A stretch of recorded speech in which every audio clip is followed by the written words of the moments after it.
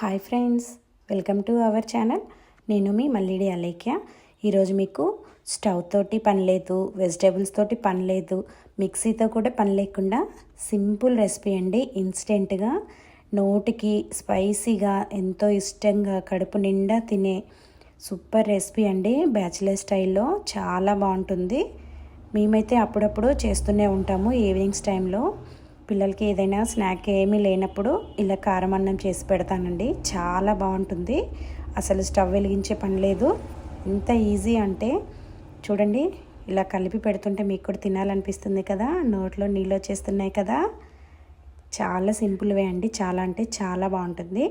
మీకు ఇది ఇంతకుముందే తెలుసుంటే ఒక కామెంట్ చేయండి మీరు ఎలా చేస్తారో. నేనైతే ఈ ప్రాసెస్లో చేశాను, మీరు కూడా ఒకసారి ట్రై చేయండి. చాలా బాగుంటుంది. ఎక్కువ ఇంగ్రీడియంట్స్ అనేది ఏం అవసరం లేదు, చాలా తక్కువ ఇంగ్రీడియంట్స్తో చూసేద్దాము. చూడండి, ఇక్కడ వెల్లుల్లిపాయలు ఒక 7-8 వెల్లుల్లిపాయలు తీసుకున్నాను. మిక్సీ పట్టే పని లేకుండా ఇలా మనం కొద్దిగా ప్రెస్ చేసుకుంటే సరిపోతుందండి. పొట్టు తీసుకోవాల్సిన అవసరం లేదు. పొట్టుతో ఉంటేనే మనకి ఫ్లేవర్ చాలా బాగా వస్తుంది. చూసారు కదా, ఇలా కచ్చాపచ్చగా చేసి పక్కన పెట్టేసుకుందాము. ఇప్పుడు ఒక మిక్సింగ్ బౌల్ తీసుకొని మనం ఎక్కువ మంది ఉంటే కొంచెం ఎక్కువ చేసుకుందాము. నేనైతే 2 స్పూన్లతోనే చేస్తున్నాను. 2 స్పూన్లు కారం అండి, అలాగే 1.5 స్పూను సాల్ట్ వేసుకుందాము. మనకి 2 స్పూన్ల కారానికి 1.5 స్పూను ఉప్పు అనేది కరెక్ట్గా సరిపోతుంది. ఇప్పుడు మనం ముందుగానే నలిపి పెట్టుకున్న వెల్లుల్లి రెమ్మలు వేసుకుందాము. ఇప్పుడు మొత్తం కూడా ఉప్పు, కారం, వెల్లుల్లిపాయలు మనకి ఫ్లేవర్ మొత్తం అంతా మంచి మిక్స్ అయ్యేలాగా కలుపుకోవాలండి. చూడండి, ఇలా కలుపుతుంటేనే కమ్మటి వాసన వస్తుంది. ఆ వాసనకి మనకి నోట్లో నీళ్ళు వచ్చేస్తున్నాయి, అంత బాగుంటుంది. చూసారు కదా, ఇలా మొత్తం కలిసిపోయింది కదా. చూడండి ఎంత బాగుందో కలర్ఫుల్గా. సింపుల్ ప్రాసెస్ కదా.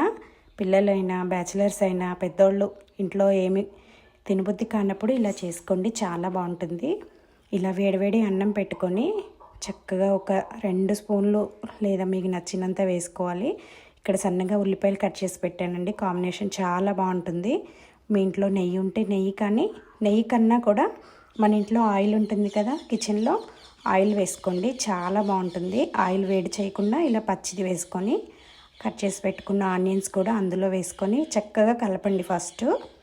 చూసారు కదా, ఇలా కలిపి పెడితే చాలా బాగుంటుందండి. అసలు పిల్లలైతే ఎంత ఇష్టంగా తింటారో.